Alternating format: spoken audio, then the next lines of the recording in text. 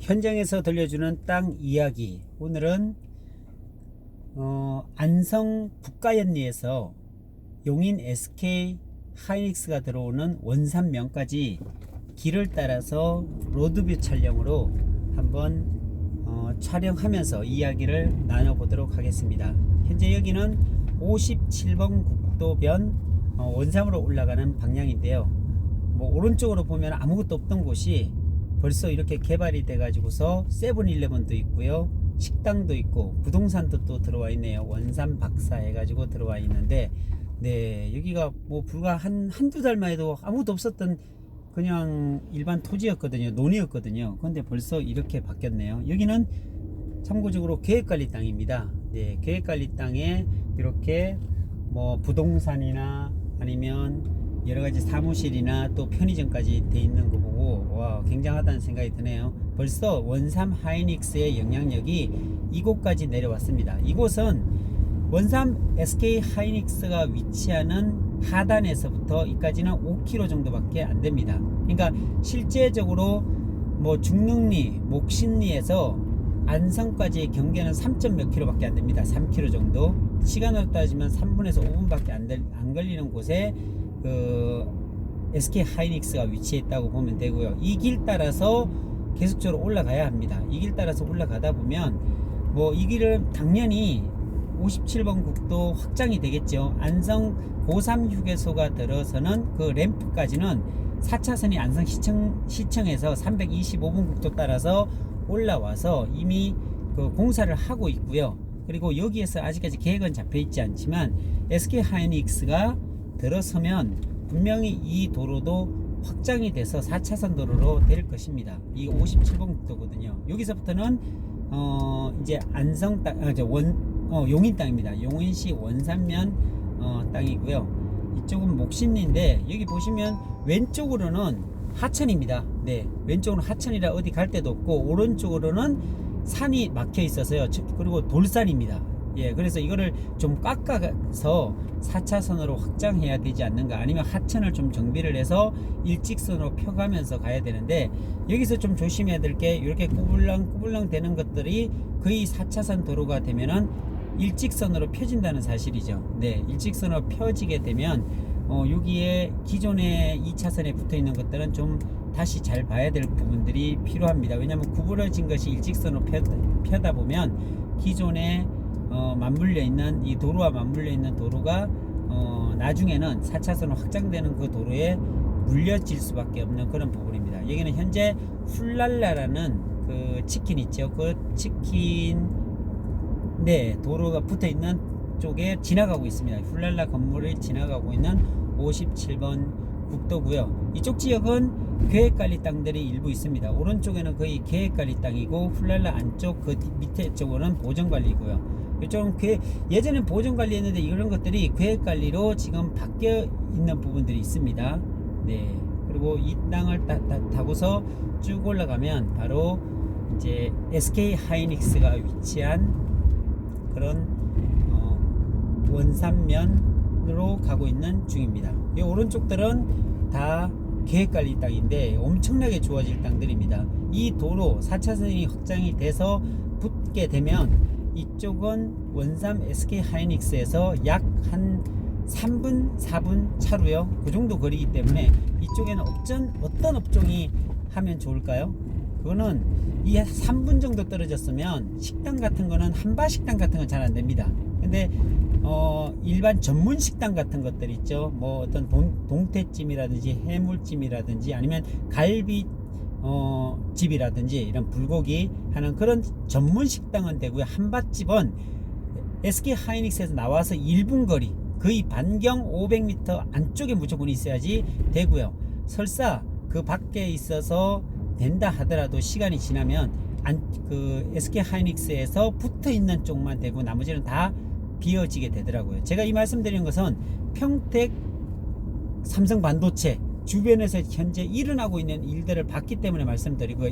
그러니까 한 3km에서 5km까지는 시간으로 따지면 한 5분 정도 차를 타고서 올 수 있는 지역 같으면 뭐가 좋냐면 다가구입니다. 네, 주택이 엄청나게 모자랄 겁니다. 분명히 평택 삼성 반도체 같은 경우에는 도심이 있었습니다. 서정리라든지 상업지구도 있었고 아파트 지역도 있었고 도시기 때문에 삼성 반도체 주변이 도시기 때문에 충분히 외부 인력들이 2만 명 이상 노동자가 건설 노동자가 오더라도 그걸 충분히 커버를 했는데 이 원삼 지역은 정말 원룸 하나가 없습니다. 아무것도 없다시피 한 이곳에 하이닉스 135만 평 인력으로 따지면 약 한 2만 5천에서 3만 명이 들어올 텐데 공사 인력만 말씀드리는 겁니다. 직원 빼고요.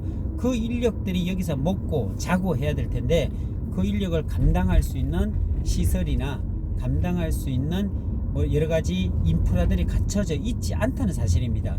그렇다면 이곳에 땅도 풍부하지 않고요. 보시다시피 왼쪽에는 이렇게 하천이 되어 있습니다.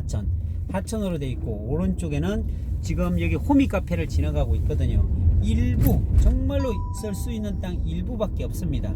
네, 다 산으로 되어 있고 하천이 있고 하천을 건너가야 되고 이런 어려운 그 땅들이기 때문에 거래하기가 쉽지도 않고요. 좋은 땅도 많지는 않습니다. 그렇기 때문에 땅의 희소성 때문에 땅의 가치가 올라간다는 사실입니다. 네, 그래서 이곳에 그 많은 공사 인력들이 들어오고 했을 때 그것을 감당할 수 있는 그분들이 잠을 자야 되고 식사를 해야 되고 또 여러 가지 편의 시설이 필요로 합니다. 그런 시설들이 이 도로 중심으로 펼쳐질 것입니다. 그럴 때 땅을 정말로 가지고 있는 원삼의 땅을 가지고 있는 지주들은 너무나 행복할 거고요. 그리고 이 땅의 가격들은 천정부지로 오를 것이라고 저는 확신합니다. 네, 평택에서 한 5년 동안을 삼성 반도체 주변만 계속 뒤지고 다녔는데 그 현상들을 제가 보고 느낀 것들이 있었습니다. 그러니까 여기는 지금 현재 세븐일레븐 지나가고 있습니다. 동양공인중개사라고 되어 있는데 요 앞쪽에 요까지가 여기서부터입니다. 요까지가 SK 하이닉스 수용 지역입니다. 네, 요까지 여기가 바깥이죠. 그러니까 이 바깥 지역은 엄청난 지역이 될 거고요.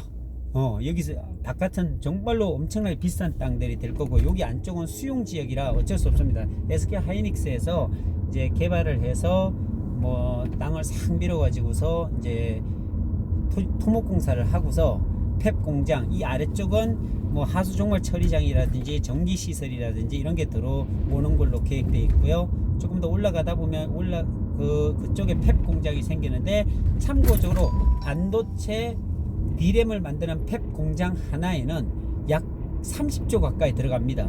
공장 하나 만드는데 30조 들어가는데 그 공장 안에 4,000명 이상의 인력들이 필요로 합니다. 정직원입니다. 지금 말씀드리는 정직원들이 필요로 하고요.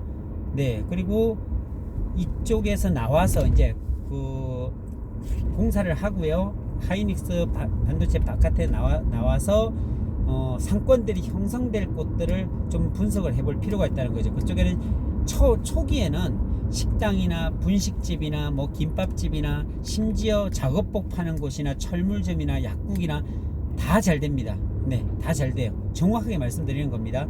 네, 그래서 그 하이닉스 바깥쪽에 있는 땅들은 정말 구하기 어려울 겁니다. 네, 가격은 우리가 생각하고 있는 지금 뭐 200, 300대 이거는 말도 안 되고요.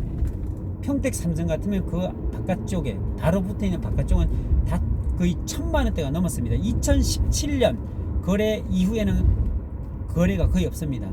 한번 밸류맵으로 실시간 조회되는 실거래가가 조회되는 밸류맵으로 확인해 보시면 삼성에서 나오는 지제역 쪽으로 나오는 그쪽은 2017년 이후 거래가 거의 없습니다. 한두 건 있을까 말까 할 정도고요. 땅이 나오질 않기 때문에 그렇죠.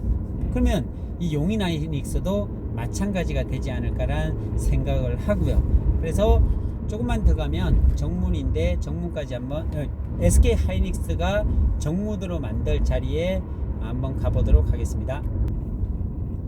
네, 이곳이 이제 SK 하이닉스 그 정문이 만들어질 곳입니다. 여기서 좌회전하게 되면 BF4 좌회전하게 되면 하길리로 가는 원삼 SK 하이닉스 그 원삼 IC로 들어가는 그런 쪽입니다.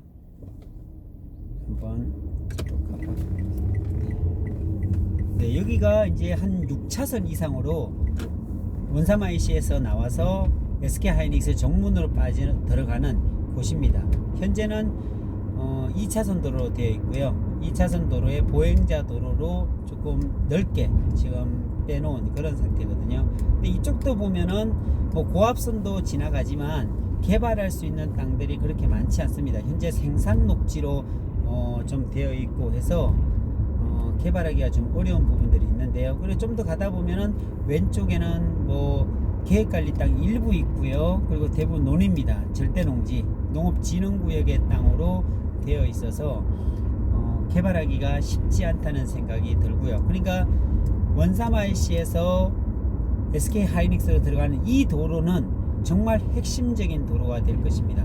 네, 모든 SK에서 생산된 제품들을 고속도로로 싣고 물류가 이동이 되기 때문에 이쪽은 뭐 협력업체뿐만이 아니라 모든 직원들의 출퇴근 장소가 될 수 있는 그런 고속도로 길이 되겠죠. 네, 그래서 여기 한 6차선 정도로 넓혀지게 되면 정말로 아름다운 그런 도시가 되지 않을까.